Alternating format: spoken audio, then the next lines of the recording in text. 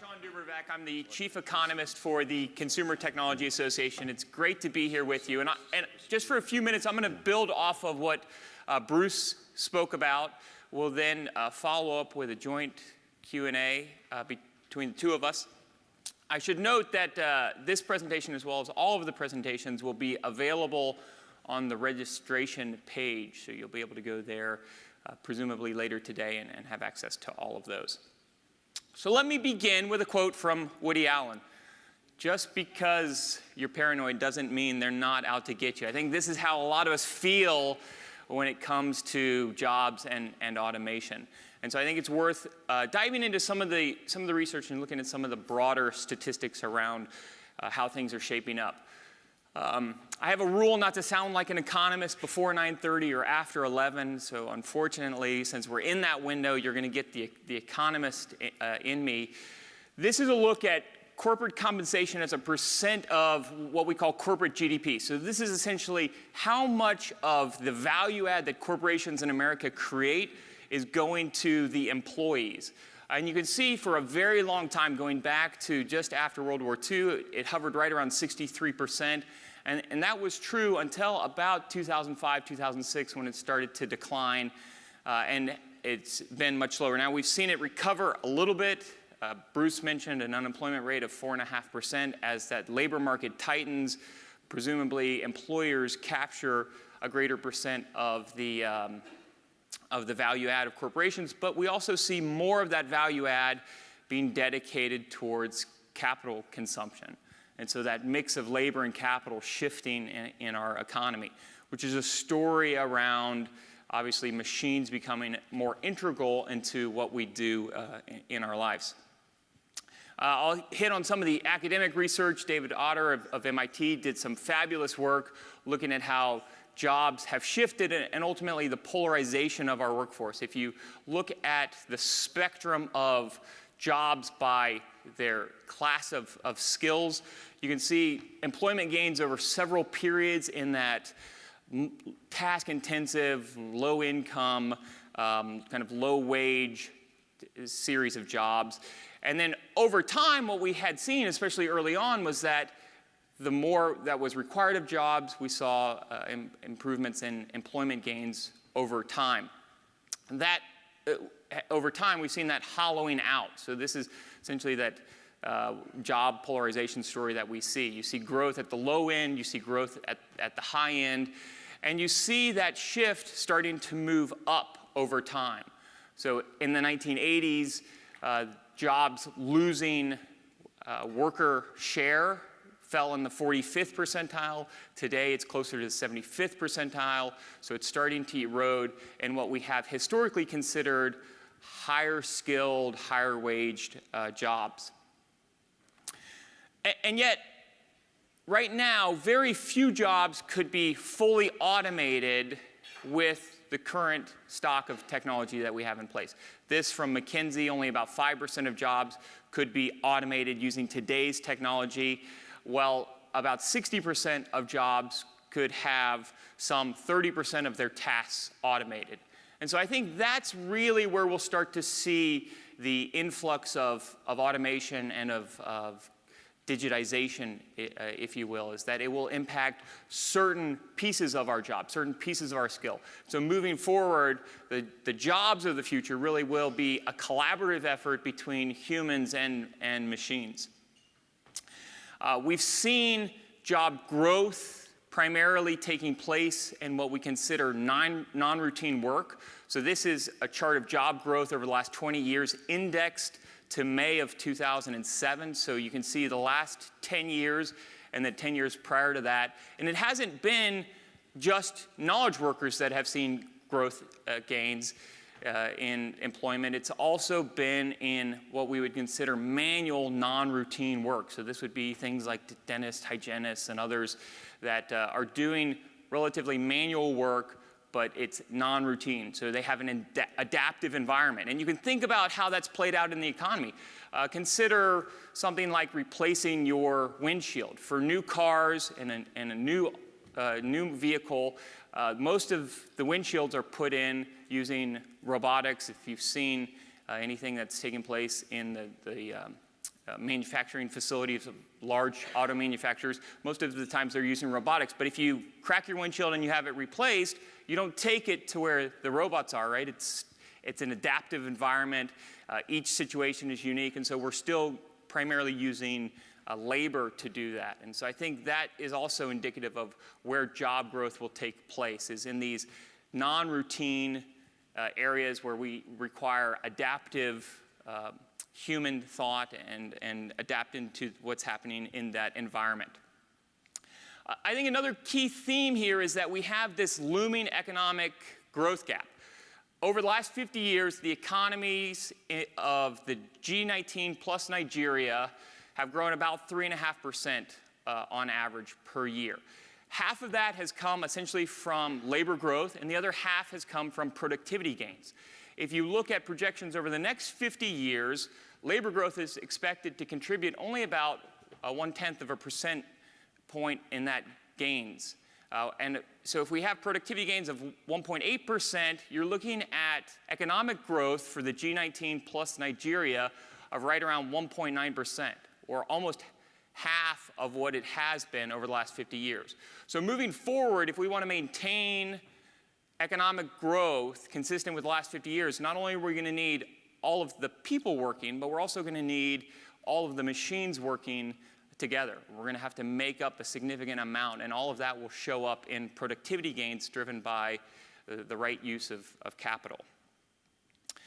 I think there's an important story in what happened in 1996. So Garry Kasparov, a world chess champion many of you are probably familiar with, loses to Big Blue in 1997. After beating it in 1996, he loses it in 1997. So this was a phenomenal storyline at the time. It was covered on all of the major newspapers, all of the major weeklies, and in it, I think we see the role that computers have. And you can really think about the history and the legacy of intelligent machines dating back to this battle, machine versus human thought in a game of chess. Obviously, since then, we've seen a lot of iterations into other games and more complex situations. In 1998, a year after losing to Big Blue, Garry Kasparov introduces what he calls advanced chess. So he allows chess masters to play with the aid of a computer. And then in 2005, chessplay.com introduces a tournament with a very high stakes called freestyle chess. So this essentially allows for anything to take place. You have the basic rules of chess, but you can use computers. And so because of the large pool in play, a number of grandmasters from around the world got involved. But the outcome was interesting. You had two amateur chess players playing together using 3 computers at the same time, beat out all of the grandmasters, all of the computers that joined into that tournament.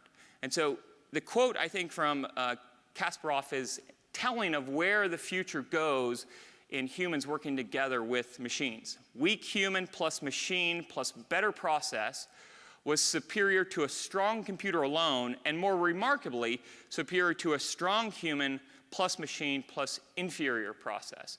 So it isn't just capital being deployed, and it isn't just humans working, but it's tying those together in the right mix, in the right context, in the right way. And so as we look at how we train workers in the future, it's about how do we train them to work collaboratively with the machines that are going to be integral to the roles that we're going to have. And we've seen, Garry mentioned and others today have mentioned that jobs change over time. In 1950, there was almost 100,000 elevator operators in the United States. There's almost none today.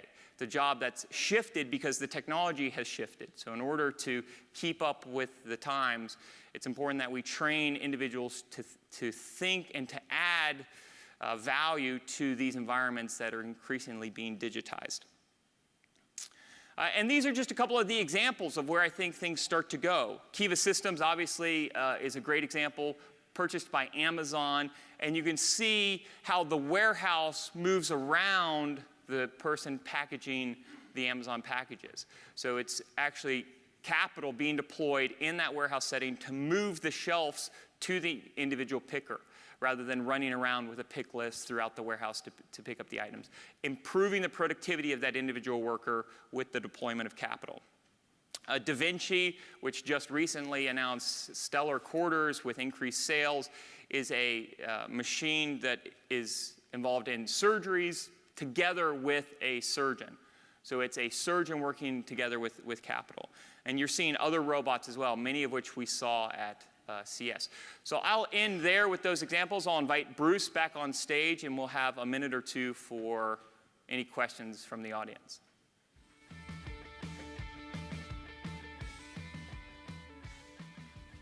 We've got a question right here, it looks like. Hi, Richard Feller with Hedgehog Technology Services. Shawn, you always do a great job of making that math mind start to go, but I guess my question really comes down to this. How do you as an economist, since we're still in the economy time frame, and the government factor in the jobs from the sharing economy, like Uber and Airbnb and all that? How are those jobs factored in? Are those kind of the new job that, you know, as you were talking with Kasparov, talking about how there's a new economy? Has it already started with that? And are those being factored into some of our job numbers, et cetera? So those do show up in the official job numbers when we look at unemployment and we consider whether people are in or out of the workforce. And I think those are telling, because what we're doing with the sharing economy is we're actually taking underutilized capital and deploying it in a more productive way. So you're taking a vehicle that was being underutilized, a private vehicle, and you're deploying it in a more effective way, a more productive way. You're taking an unused room or an unused house, and you're deploying it in a more productive way. So to me, a big part of the story about the sharing economy is taking capital that was being underutilized and deploying it in a more effective, more efficient way. And I think that's one of the things that's missed when we have that policy discussion. We would never say, oh, you've got a bulldozer in your backyard, you're not allowed to rent it out to somebody, you're not allowed to lease it to somebody. But we do that in certain settings when it comes to your car or your house. And really what we want to do is take capital and deploy it in the most efficient way. Milton Friedman told a famous story where he was in India, I believe, and he was taken to a work site, and they were digging with shovels, and he was told by the Minister of Finance or the Minister of Economy that it was a quote, jobs program, to which he responded, why don't you give them all spoons then? And so we would never consider doing that. And so I think we'll see more examples of sharing economy type jobs evolve in the future as we take capital we didn't realize we had access to and deploy it in more efficient ways. And obviously the smartphone facilitated the development of these two-sided markets, where you could take somebody who had the capital and allow them to deploy it into a robust marketplace. Any other questions? I think we've got one in the middle. Hi, I'm Lindsay Gorman. I'm from the Office of Senator Mark Warner. I was curious about your data on the decline of corporate compensation relative to corporate value add, and wondering if you could speak a little bit more about to what you attribute that decline.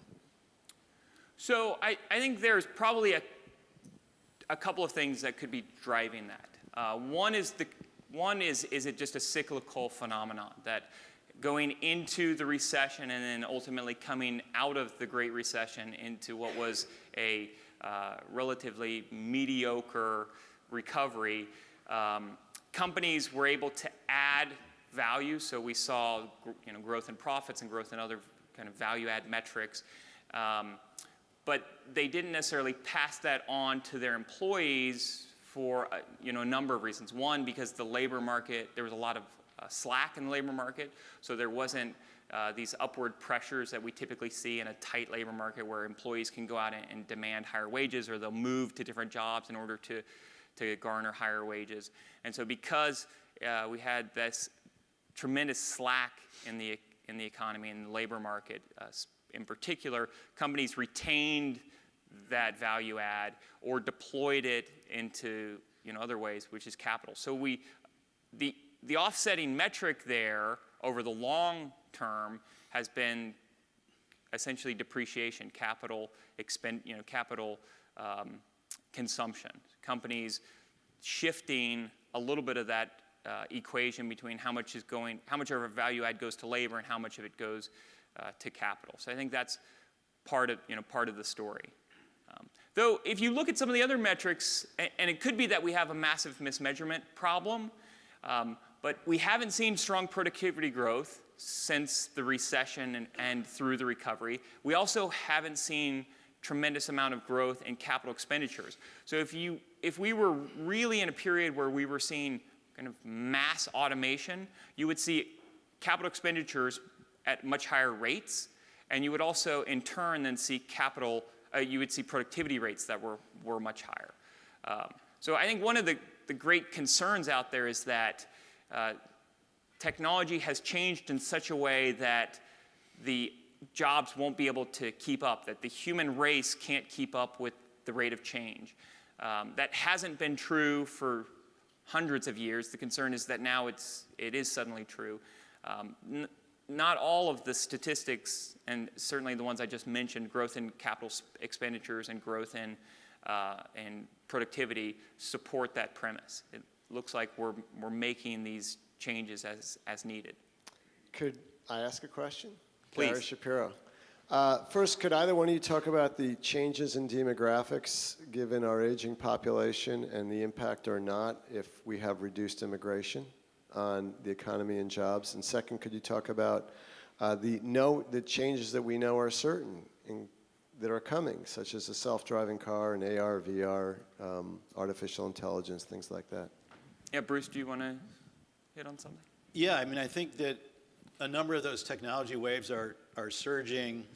AR, VR, I talked about Internet of Things, and also sort of the disintermediation of how work is actually conducted. The project-based nature of work, I think, is going to become more and more prominent. So that agile workforce that we talked about, and part of that's the sharing economy, that's underway, and that's just going to continue to expand. So I think many of these trends are well in motion. I mean, personally, I think that the self-driving car thing is just really getting started.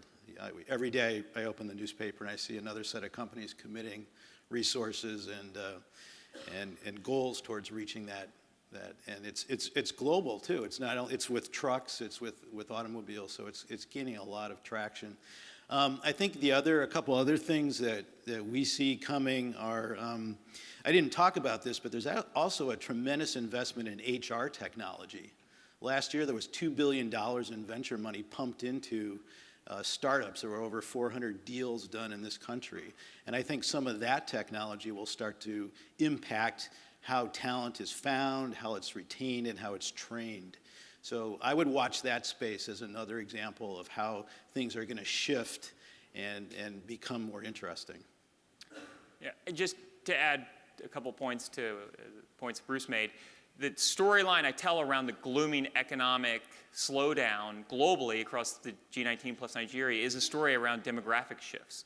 So demographics, when you had a robust growth in, and this is less a story about immigration and more a story of aging, when you had a robust labor market and younger cohorts of individuals, about half of our growth over the last 50 years was driven by labor growth. Over the next 50 years, at least for the G19 plus Nigeria, so this includes some of the largest countries, right? It's the United States, but it's also Indonesia and India and others. Labor growth is only expected to be 0.1% added to that growth story. So that as the workforce ages, more of that growth will have to come from productivity-enhancing technologies and ultimately from capital. And so as I look at jobs moving forward, the jobs we're going to want to focus on are jobs that complement this digitization well. So it's jobs that work well in an environment that requires dynamic interaction with computers or other systems. This doesn't mean everyone should be a programmer.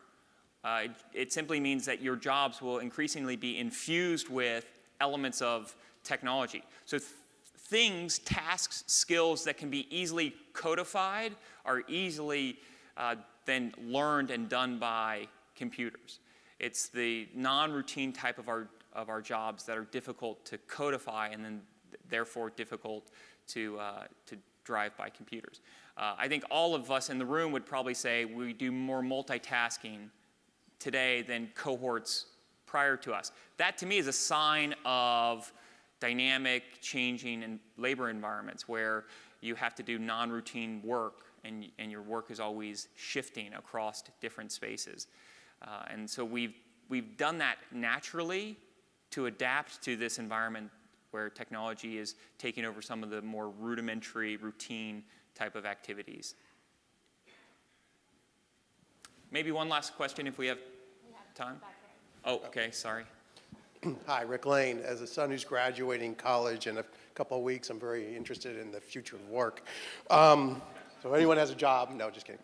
But one of the concerns that when I look at the charts is that a lot of the jobs, obviously, you're talking about, VR jobs in VR, AR, software engineers, and so forth. But there's a large percentage of kids who are graduating in the next few weeks and the next few years who are not going to have that skill set, a STEM skill set. So from a Monster perspective, and when you're looking at your data, what do you see kind of a trend line for those? Because what I'd be concerned about is what we start developing what I call an unemployable class. And then the last thing, I think point that you made, I agree. I think we should stop talking about artificial intelligence and talk about intelligence augmentation, because that's really how we have to look at this, because we scare people when we just say, oh, it's artificial intelligence and replacing jobs. I think we really need to get the message about intelligent augmentation where we are working together and trying to figure out what those next steps are.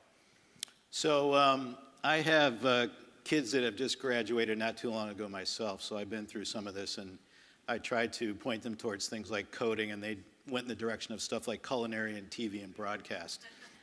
But I think even within tech, and I didn't break out the jobs this way, but some of those occupations are middle skill jobs. And that skills mix I talked about, which is a blend of technical and soft skills, I think employers, especially adept, smart employers, are hiring more for skills.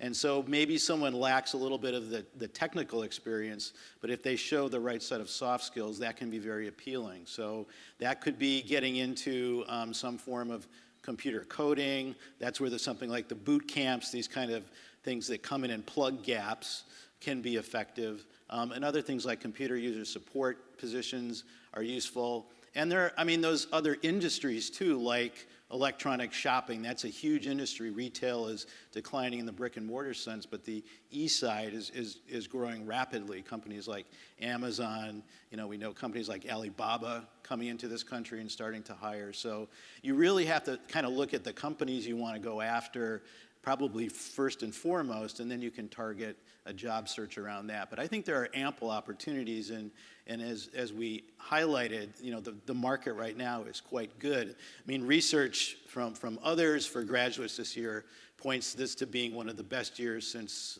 like 2006, 2007. So the overall environment, it's competitive, but there's a lot of opportunity.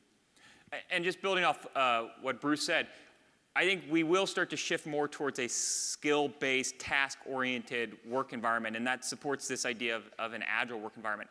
This has long existed in Hollywood, where they'll come together for a movie project based upon certain skill sets, and then after the movie project is done, they break apart, and so you have a much more robust environment around independent workers who bring to the table unique sets of skills. Those skills are employed for a certain project, and then they disband and go about their other tasks. And the economics there made sense years ago to keep them separate rather than bring them under one firm and have long periods of slack, essentially, in their roadmaps. And so I think what you'll start to see is more of that type of work develop in certain areas. And we're an incredibly creative country, and humans as individuals are incredibly creative. Gary brought up the role of self-driving cars. And I think things like that will change dynamics significantly. So yes, we may have, maybe we automate fast food restaurants quicker than other environments, and so there, there's concern around where do teens work. But I think the role of self-driving cars will open up entirely new opportunities. So for example, today we drive through the Walgreens or the Duane Reads or wherever to pick up our prescriptions. If we have self-driving cars, are we going to want to actually drive to pick something up, or are we just going to want to send a vehicle to pick it up for us? And if it does, how does that handoff take place? And how does it happen at the end of that, the proverbial last mile on that supply chain? And does a teenager come in and serve that and facilitate that role? So there's lots of things that I think will start to evolve over time. And we've seen these shifts slowly start to take place over time. I took my 3 sons months ago to the White House, and my youngest said to me after we left, Dad, I think I want to be president of the United States if my YouTube career doesn't take off. And that wasn't a career, that wasn't an occupation when I went to school. And now that's a viable occupation for some. And so we create these new opportunities. So thank you very much. Thank you.